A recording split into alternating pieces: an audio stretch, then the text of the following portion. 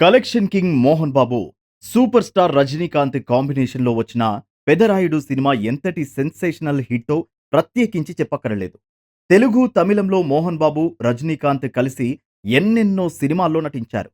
తమిళంలో రజనీకాంత్ చేసిన క్యారెక్టర్ తెలుగులో మోహన్ బాబు చేసిన సందర్భాలు కూడా లేకపోలేదు. రజనీకాంత్ మొదటి సినిమా 'అపూర్వ రాగంగల్' తెలుగులో దాసరి నారాయణరావు తూర్పు పడమరగా తీశారు. తమిళంలో రజనీకాంత్ చేసిన పాత్రని మోహన్ బాబు చేశారు.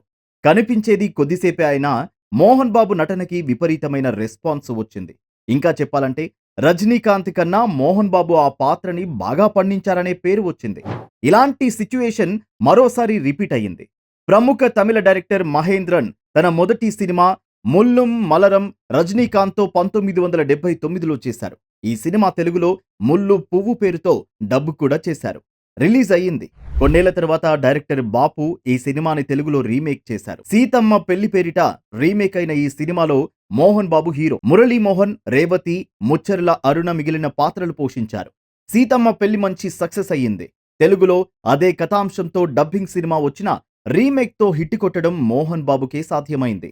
ఇలాంటి ఫీట్స్ మోహన్ బాబు కెరీర్‌లో కోకొల్లలు. ముఖ్యంగా 'సీతమ్మ పెళ్లిలో' మోహన్ బాబు నటనకి దర్శకుడు బాపు, రచయిత ముల్లపూడి వెంకటరమణ ముగ్ధులయ్యారు. ఓ రోజు షూటింగ్ ప్యాకప్ అయిన తర్వాత మోహన్ బాబు స్టే చేసిన హోటల్ రూమ్‌కి బాపు, రమణలు స్వయంగా వచ్చి మెచ్చుకొని వెళ్లారు.